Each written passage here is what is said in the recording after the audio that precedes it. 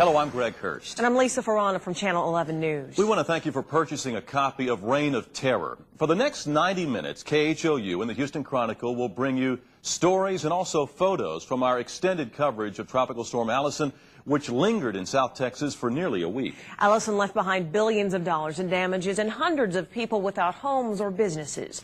We hope Reign of Terror will help document Allison's destruction and preserve the memory of those who suffered and those who helped Houston recover. We begin tonight with the first tropical storm of the season. You live in Galveston, you surf, you're going to be out of here because it's a storm. Everybody says storm and the surfers run. Come on, guys, get on up there. This storm churned itself up just overnight and caught this entire island off guard. We have a tendency to believe there's going to be a hurricane and a tropical storm and it's going to be way out there in the Caribbean and we're going to track it in. Well, sometimes it doesn't happen that way. Sometimes something develops right along the coastline. Ever seen anything like this? No, I sure haven't. It's pretty wild out here. Wild because the storm smashing into the seawall just churned up overnight. Helicopter crews didn't even have the time to evacuate offshore rigs. In fact, the only people who looked prepared were surfers. I already lost my board twice and had to swim for it. I almost drowned a couple of times. The waves just keep on piling up on it. It's pretty bad. So why are you out here? Just trying to have a good time. But for people who've lived through other tropical storms, this is ominous. This is pretty much like the one tropical storm that hit, I think, 2 years ago, Francis or whatever. This is pretty close to it. That last big tropical storm put Galveston's west end underwater and just washed away a lot of the beach. Now all Galveston can do is wait for the worst as Allison washes ashore. It looks like we're lakefront property back there right now, but if we get any more rain, it'll go in. For most of the evening, Pearland, well, it's been a mess. Just ask. My name's Dave Foster. He drives this truck. I work with American Freight. A professional driver? Well, you know, I'm trying to go down this road here and it's flooded.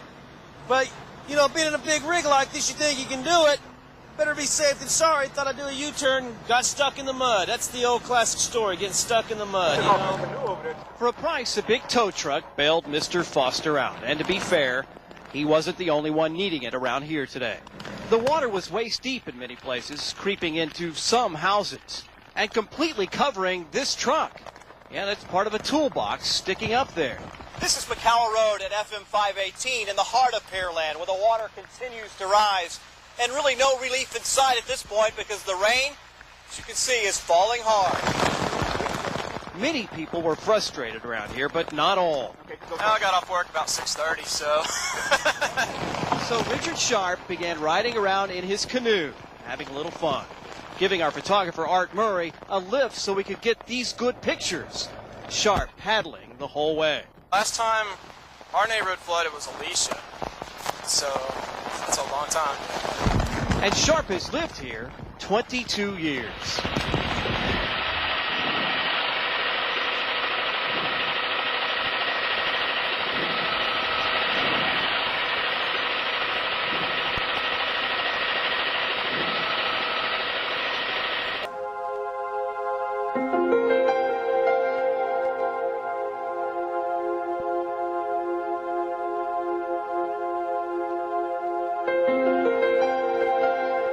You know, it's come up 9 inches in 20 minutes, and then 6 inches in 20 minutes, and then a foot. What's left of Allison is not moving, and forecasts indicate that this low may just real slowly, over the next 2 days, drift to the southwest. You can see the rain that's building up around the low. It may expand in the afternoon, and that would keep rain and a flooding threat for the area. The water was coming up fast. Sims Bayou was out of its banks, putting hundreds of homes and thousands of people in jeopardy. My grandparents live over here on Sims Brook, elderly in wheelchairs and paralyzed. Rescue 11, I need you to check out an address 14. Teams of firefighters were putting their rescue boats into the water, with more on the way, and others were already out there responding to calls for help. Like Berto Contreras' father-in-law, they helped him into the boat and kept him calm to protect his fragile heart. He had 2 bypass in the legs. He can walk. Meanwhile, City workers who came in this morning thinking they'd be picking up trash found themselves rescuing people from waist-deep water. Come on, Nelson, get over here. You ready?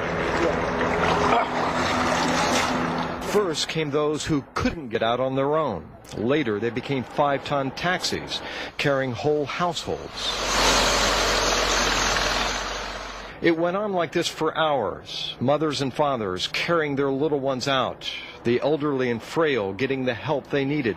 And of course, some kids turned the rescues into play. It was that kind of day.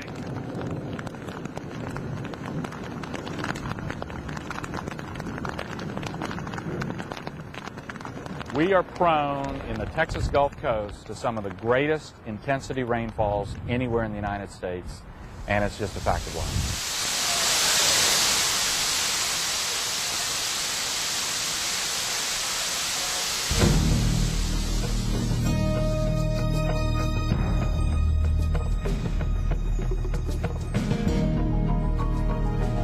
The flooding that we've received, almost surprisingly, it just kind of sprang up tonight after the 5 and 6 o'clock news. Next thing you know, you have rain falling down all over the place. It started raining, and before we could make it to our exit, it started raining so hard. The water is so deep right up under the overpass where we exit at. We didn't make it. So that's been since 5 today. So we decided to leave the car on the interstate and walk on down into the truck stop and get some coffee or something like that. And I'm just concerned about my daughter. She's stuck down near Market Street. And my husband's walking over there to pick up her and my baby, my grandbaby, which is 4 months old. And we're just really concerned about him, that's all. It's really scary.